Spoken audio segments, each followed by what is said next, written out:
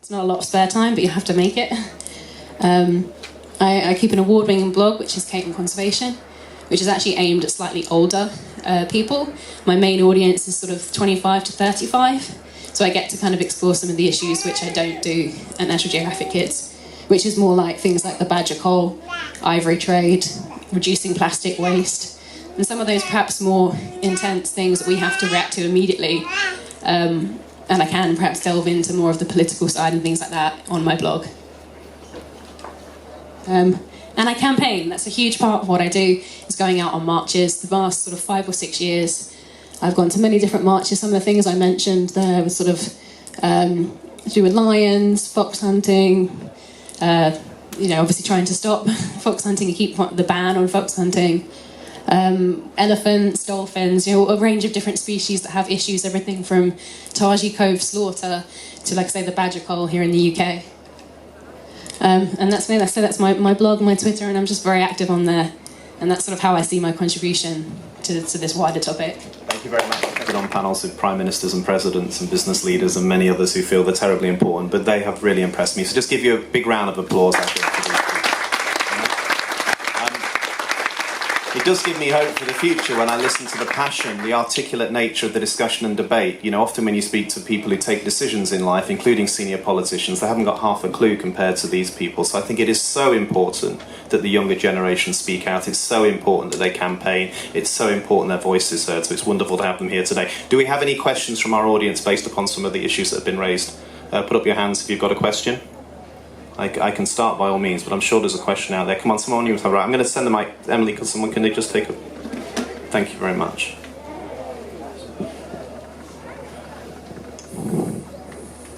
Thank you. Yeah, first up, that was really inspiring, and I thought you all articulated your causes. It was so articulate and inspiring. Thank you. So my question is about small... I think the first presentation from UK was about, you mentioned the small achievable things you could ask people to do to help, and I was just interested in hearing your views on what those things were and how they might differ for young people as opposed to grown-ups.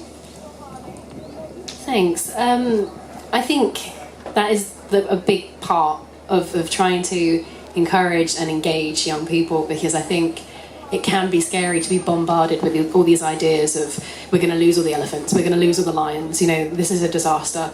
So kind of giving children something hands-on that they can do is a big part of obviously what I do in my job. And those kind of things that I try and talk to children about are simple changes, like looking at where they can reduce plastic, which is like a buzzword at the moment, I know, but sort of talking to children about, are you able to bring you bring plastic bottles into school, or are you bringing reusable bottles? And actually a lot of the stuff that we talk to children about, they filter through to their parents. So we're talking to children perhaps about palm oil, if we tell them all about orangutans and what's going on to the orangutans' habitat. And we can say, well, the thing is, if you look for stuff that's either from sustainable palm oil sources or not made with palm oil, and children are actually really good at taking that on board and looking at what it is that their parents are buying, what it is they're having in their sandwiches, what it is they're washing their hair with, and that kind of stuff, and looking to see if it has palm oil in. So things like that. Just general, Racing Extinction was a really big project that was about that.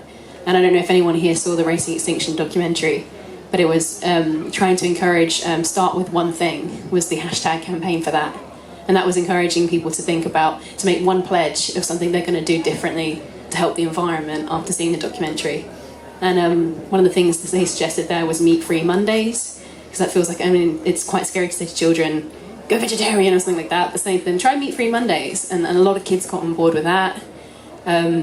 Various pledges we had, changing for using more sustainable packaging and things like that. Just really simple, start with one thing, easy changes children can make, and like I say, they often inspire their parents, and then suddenly you've got the whole family doing a meat-free Monday, or you've got the whole family swapping out what the shampoo is that they buy and that kind of thing. So I think they really are small, achievable things that everyone can do.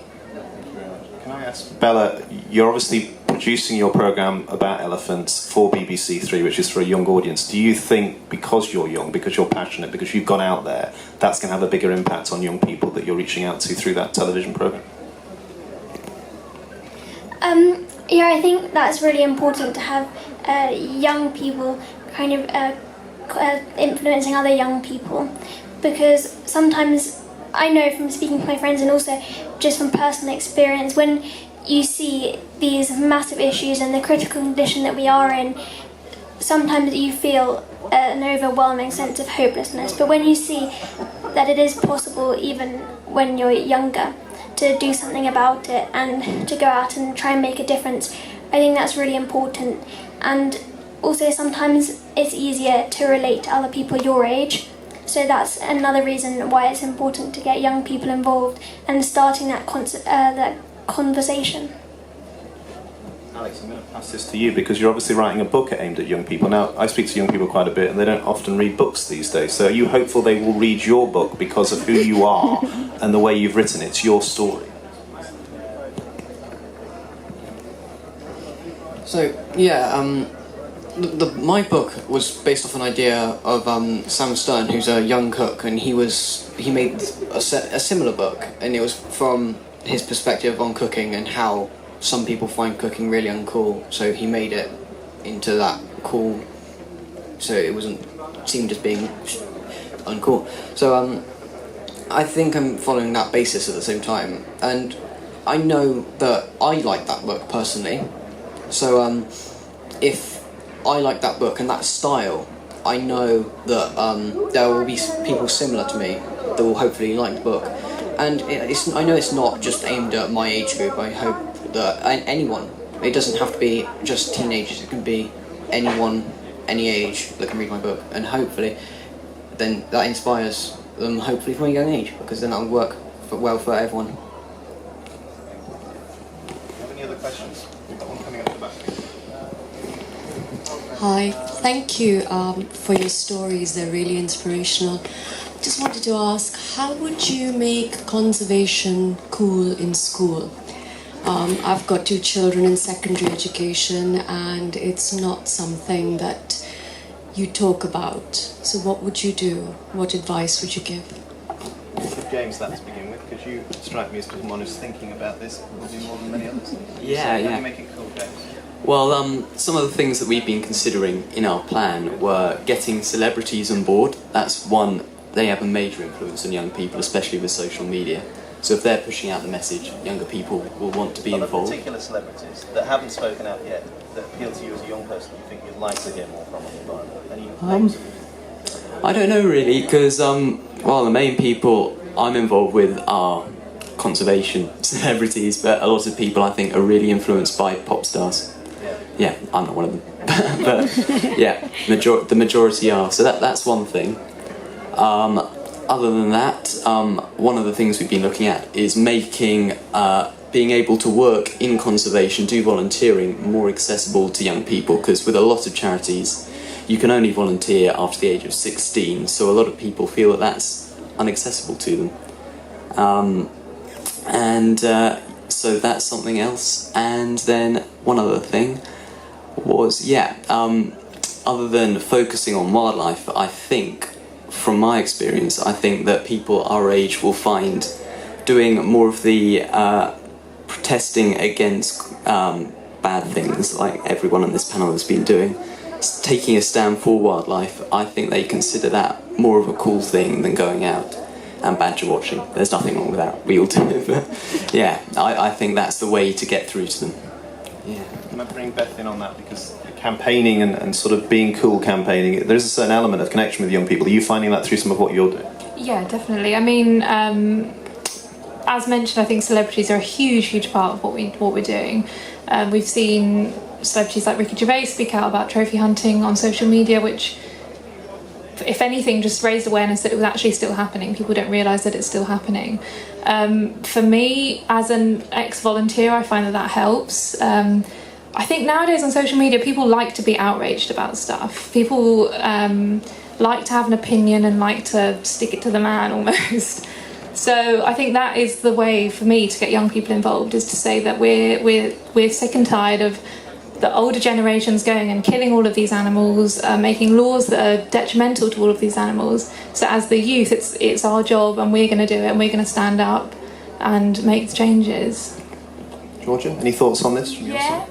I suppose if going back to the original question and everything, I suppose if you bring it back down to just base level, and we think about talk all about how kids and young people aren't connected with nature, but then we think it's sort of like that age bracket up to, I don't know, like 12, 13. Obviously we've got that older up to sort of university age, sort of 18, 19 sort of age, and obviously there's that gap there. I think it's been spoken about a lot recently and campaigned obviously with bringing more into the curriculum, GCSE and sort of natural history and everything, so yeah, I think that's a really good sort of starting point. Obviously we spoke about the sort of the influence of social media and everything, and also we touched lightly about careers and volunteering. I think if it's in at that sort of age, you're spoken to about at school about sort of career ideas and everything.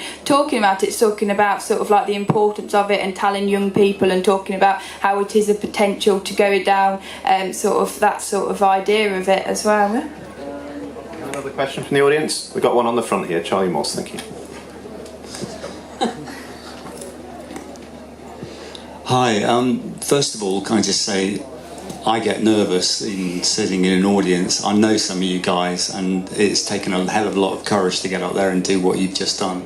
I think it's absolutely fantastic of conservation organisations and people like myself of our age. Do you envisage a new way of doing things, taking a different approach? That what I guess I'm saying is, have you looked at what we've done in our generation? And you mentioned the biodiversity loss and what's happening, and our generation hasn't solved it. Does your generation have a new way of doing things that you think is going to work instead?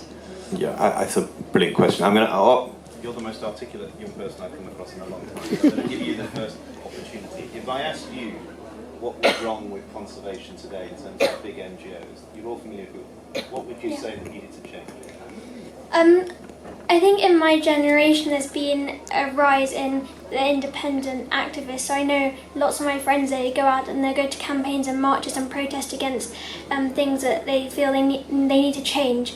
And I think that's a really positive step forward, because the power is with the people. And the big organisations and NGOs are really important for creating the ideas and initiating change, but after all, the actual change is only going to be with the people, and that's why it's really important that there are independent change makers, such as Chris Packham. He never attaches himself to an organisation, and that's why he's made such a difference and he's so impactful. So I think that hopefully is what we're going to progress towards, everyone making a difference and realising that you each have the power.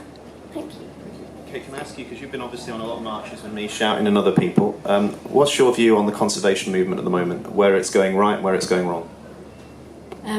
I think in the future we will see, and over the time that I've been campaigning, more and more collaboration is the way forward. I think there's been a lot of charities, organisations, NGOs thinking of themselves as a business, thinking of this as my exclusive right to be at this march or my exclusive right to be at this event, and a competition between different organisations, competition between people, ego, that kind of thing. The good thing is that we have with social media and the things that all us are doing is it's a level playing field. We've all come from different places, from different parts of the country, from different parts of the world. There are people campaigning. We all have a level playing field where we can all use our voice on social media, we make videos on YouTube, we can do whatever it is we need, and we have the instant platform that perhaps didn't used to be there. And actually, I think we're being really hard on young people. I spend a lot of time talking to children who do read, who are interested in the environment, who are always looking for ways to get involved. And part of obviously what I do with my job with National Geographic Kids is to tell them, yes, you can get involved. And perhaps I'm probably quite a bit older than some of the people on this panel. And when I was their age, it felt like a lot of closed doors. I remember hearing getting into this kind of job is really hard. You'll be really lucky if you get to do anything with conservation. And that isn't the case today. Today there's a lot more inclusion, there's a lot more support out there, there's a lot more organisations willing to support, the fact that organisations like Born Free have youth ambassadors that didn't used to be a thing. You know, I think we are moving forward by, yes, including people, including young people, including different age groups, collaborating together and giving a fair, open platform to all. So I feel very positive about the future, and I feel very positive about young people. I don't think they're as disconnected and stuck in their phones as we think. I mean, we even have apps like Pocket Pals out there who are engaging people who are on their phones with nature. And so I think there's an awful lot of good things happening, and I don't think we need to be as afraid of, you know, are the young people going to take up this baton and do a good job with it as perhaps a lot of people feel. It's just, you can't always see it, but I know it's there. You know, I open bags and bags of posts every week from kids sending in pictures and drawings and letters, and they care. And I think we're given an opportunity to care and to share our messages. We are pushed for time, so I'm just going to give this mic to every speaker for less than 30 seconds. I'm going to ask them, what is it, the one thing that they could do individually and would tell other people to do to make this world better for animals and people in the next 20, 30 years? On to yours, Jane. Give me anything. Okay. Well, what I've learned recently is vegetarianism has massive impacts. A lot of people say that going vegan and going vegetarian is one of the best things you can do. I haven't been diligent enough to go vegan yet, but yeah, I'm coping with vegetarian, and I think that's having a massive effect on the climate and on animal welfare, and also on how intensive agriculture is in this country, which is having a huge effect. So I think that's one thing that I'd tell people to do. Yeah, okay, so I'd just say, as we all know very well, just how individuals, we've spoken about how we can have this impact, we can have this power between us, and we just need to be exercising that and just doing what we can through that in any way that is possible, through the use of social media, through the use of blogs and everything, and just getting involved, whatever sort of matter it may sort of be. We just spoke about being involved with like NGOs and other charities and everything. If it's for the right cause, then that's what you've got to go for, yeah. Thank you. I think for me, I'd say live as sustainably as you can. That helps the environment, which in turn helps every animal on the planet. So vegetarianism, veganism, reusable bottles, which ironically I've actually forgotten mine today, so I'm not really one to judge on that. Cut out plastic straws, cut out everything you can, cut out palm oil, because that in turn will make such a huge impact on every animal that walks this earth. Thank you very much. Okay. Pretty much the same for me. I think it's about conscious consumerism. So doing the best that we can to reduce things that are negative on the planet, reduce, yes, meat, dairy, to recycle, to reuse, and just to be very conscious about what it is that we're buying, eating, and doing. Okay. I would say we're faced with such a plethora of issues at the moment that we no longer have a silver bullet to solve everything, and so it's really important that everyone goes and finds their niche and finds what they're passionate about, and just realises that if you attend the campaigns and you start writing a blog or creating a social media account, just start that conversation and then you can make a difference. Just find what you're passionate about and what you want to change. Alex? So all of those ones are good points, but I personally think that we should just stay positive and, yeah, sure, go vegetarian and vegan, but that will help so much, but not everyone's going to do it if we're going to be realistic. So if we were all positive, and sometimes I personally know that when I saw one of my foxes that I've been following for 18 months shot, I know I was really negative about it, and I know that everyone says, oh, you should be really sad and you should get payback on the person that shot it. But I know that if you do that, then they're just going to respond in the same way. They're just going to be angry towards you, and then it's just this constant fight. So what I'm basically saying is that everyone should just work together. So farmers and conservationists and everyone should just work together, and then hopefully everything will turn out good, because then we just have this whole giant family as if. Thank you. Positive note to end on. Thank you very much.